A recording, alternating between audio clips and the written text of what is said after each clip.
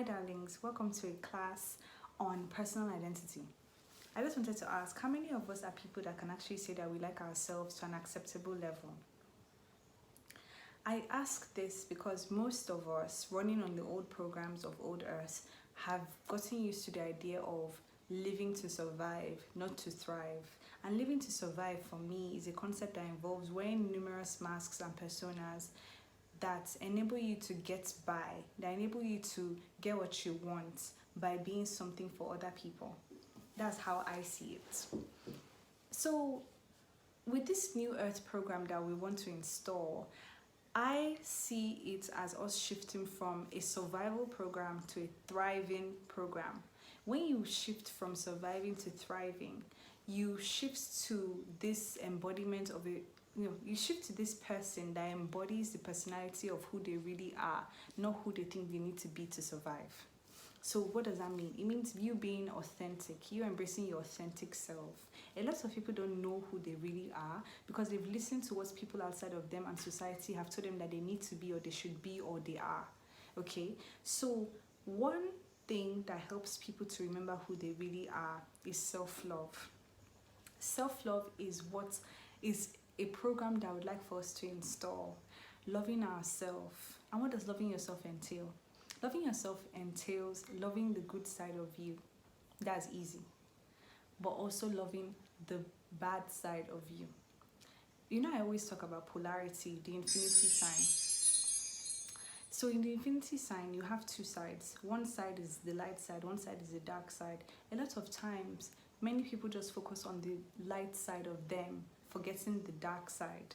The bad side is really I don't say dark because a lot of people tend to overthink, but your bad side is your flaws, your cringe-worthy traits, your limiting beliefs, your conditioning that makes you a certain way that you don't really like.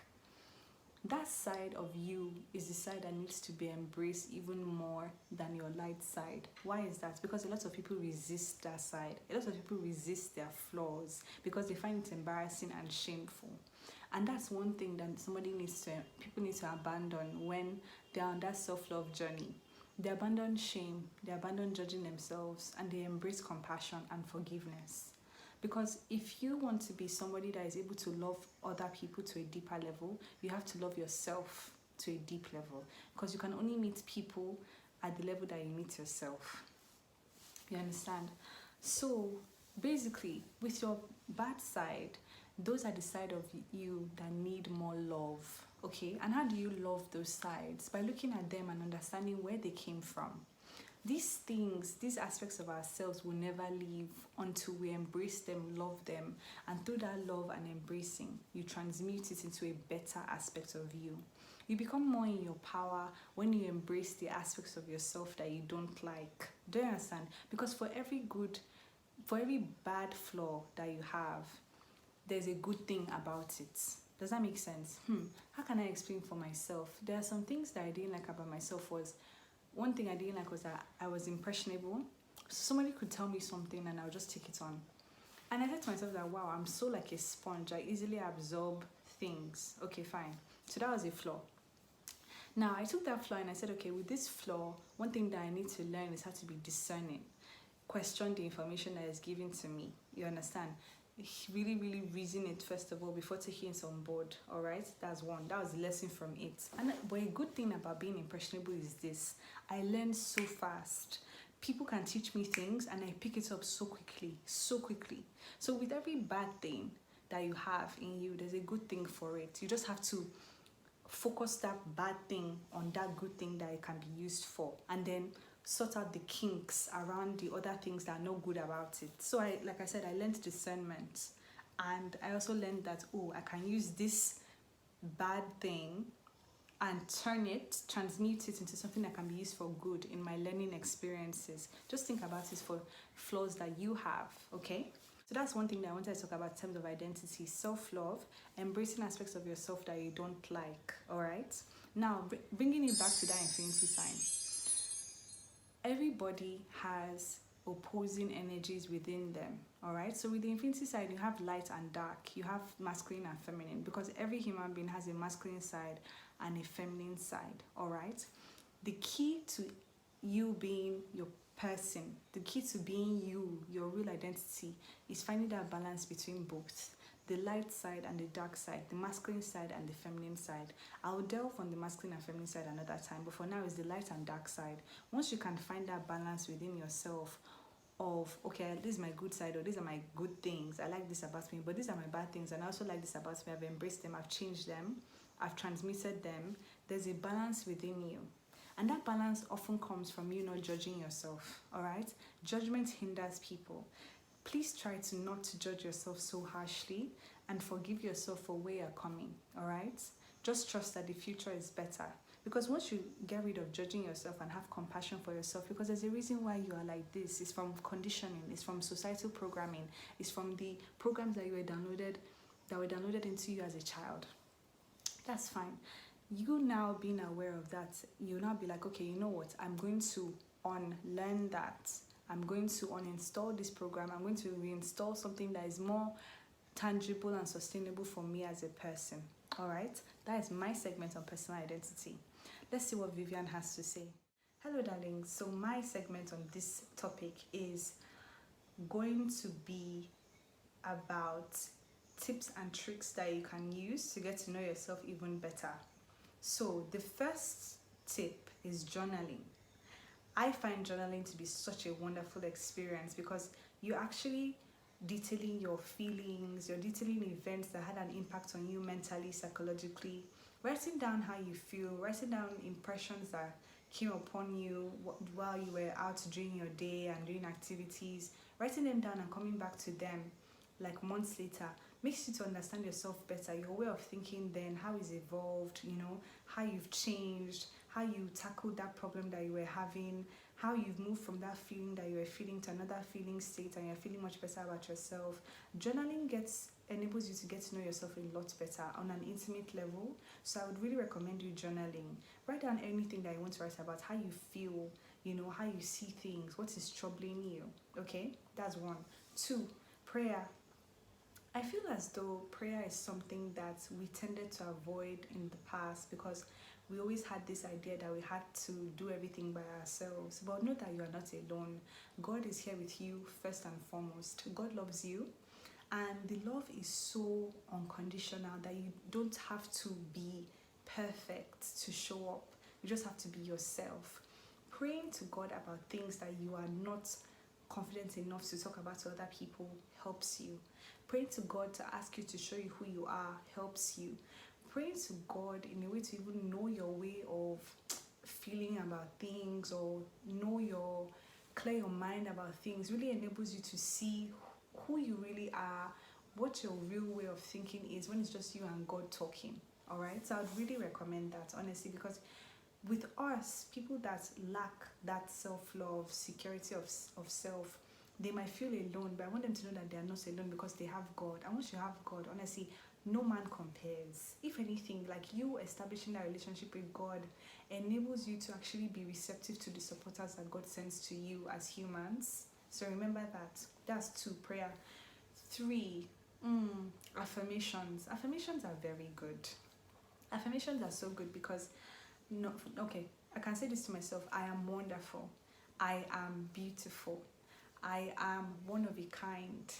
Repeating those things to yourself over and over, especially when your mind tends to go into that place where it's attacking you and criticizing you, countering that attack with an affirmation really goes a long way. So think about that, okay? Affirmations are wonderful. Affirmations are like spells in the sense that I am is a strong proclamation. I am followed by whatever you put after is something strong and meaningful and impactful.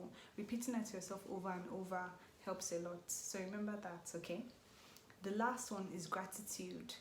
I believe that being grateful for things that you have right now and being grateful for things that you want to have or being grateful for who you want to be in future is helpful and impactful.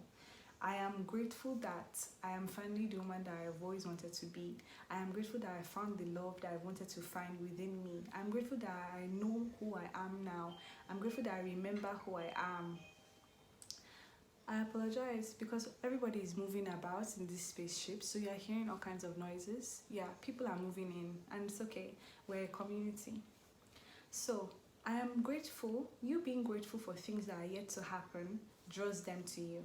You feeling those feelings of those things as if they've already happened draws it to you. Gratitude is very, very important. So the 4 things I've mentioned: journaling, praying, affirmations, and gratitude. Work with these tools and tell me what you think later on. All right? Thank you. Hi, darlings. This is Madame on identity. Darlings, honestly, my segment is to tell you that let's talk about light. Let's talk about your inner light. You see, Nigeria as a country, all right, is made up of a lot of people that have lost touch with their inner light. When your inner light is on, you are more susceptible to being attacked by people. They come at you. Why? Because they see something in you that they know that they no longer have in themselves. I'm a prime example. And that's why they say don't take things personal, because honestly it's like a projection from them on you, not anything to do with you. Inner light is what happens when you extinguish that childlike quality in a person and they no longer have that, would I say hope? They no longer have that hope, the hopeful way of being, hopeful way of thinking, that dreamlike quality. They no longer have that. You know how children are so trusting and so, they call them naive, but children are so trusting. They no longer have that, and they lack empathy as well. You know, when you lack certain things that are the qualities of children, and when you lack that and you see that in other people, a part of you wants to attack that. A part of you wants to bring that down. You want to put it out, and that's what our country ran on before the pandemic. But now that we are in transition, my job is to let you know about it so that we can be more aware of our inner light. What happened that put our inner light out? Whatever we went through from the ages of, would I say 5 to 18, 5 to 20, the things that helped to shape us, okay? Whatever situations that we came across, people that we came across as well, because some of us have been unlucky to come across people that really just break us and tear us down. How do you get back in touch with your inner light? Vivian already gave you some tips, all right, on how to do that. Fine. The tips that Vivian gave you are tips that are going to enable you to connect to your inner self. Our program as Nigerians growing up is a program that involves killing that inner light within us. What makes this difficult, or what makes this inner light an epidemic on its own, or yeah, let's say it's an epidemic, is that you kill the inner light of the children in a certain lineage, all right? These people then grow up and have children of their own, and as a result of how they were raised by the previous generation, they pass down that killing. Yes, I use extreme language. That killing of the inner light to their children, and it's now passed down and passed down and passed down. That's what they call generational trauma. With the tools and tips that Vivian just gave, these are things that you can use to connect back to yourself. Your inner light goes off when you lose connection to yourself. You lose connection to trusting yourself. You lose connection to your intuition. You don't listen to the hunches and nudges that your body tells you. You don't listen to your inner mind. That connection to self is gone, and that's when your light is out. So by nursing yourself, by loving yourself, by nurturing yourself, by getting to know your inner world, because let me tell you something, and I said this before, your outer reality is a reflection of what is going on inside. Our country is the way it is because of the inner world of everybody. The general collective of Nigerians is unhappy, has a certain way of thinking. Their inner light is also off. There's a lot of low vibrational energies in the general collective of Nigerians, and that expresses itself in its external reality, in its leaders, in its conditions, in its whatever, in its day-to-day things. You hear that saying of Nigerians deserve their leaders. We are we are who we are, and as a result of that, our external reality is a physical manifestation of what is going on inside. So what is our job here? To turn us back inside, to fix things inside of us in order for our new world to be an external manifestation of the better inner surroundings that we have within ourselves. That's all I have to say.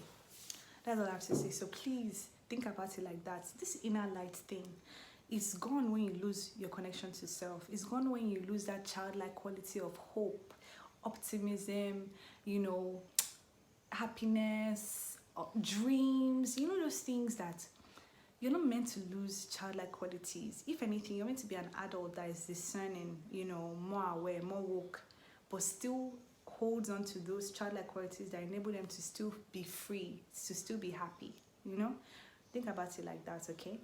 What else? So yes, that's inner light for me. Lastly, in terms of identity, a lot of us that have light tend to dim it because other people around us are threatened or unhappy when we are shining. And I want to tell you this: shine regardless. Don't dim your light to fit in. Don't dim your light to make anybody feel comfortable. You are doing yourself a disservice. If one thing you need to remember here is, if there's one thing you need to remember is this: you serve yourself first and foremost before you serve other people. Yeah. So trust me when I say that you are honoring yourself and uplifting yourself and putting yourself in a much better position when you are shining that light within you. Maybe through expressing yourself, just being yourself, creating art, working hard, whatever it is. But you do yourself an honor when you shine that light, and you do your future generations and even past generations a service when you do that as well. So think about that, okay? It's important that we understand the importance of our lights. Our light is a very valuable resource, and as Nigerians, most of us have had our lights extinguished, and on this spaceship we will reignite it. Yeah. So I just got excited there. So I hope that these messages helped you. I hope that you enjoyed this class. Catch you next time.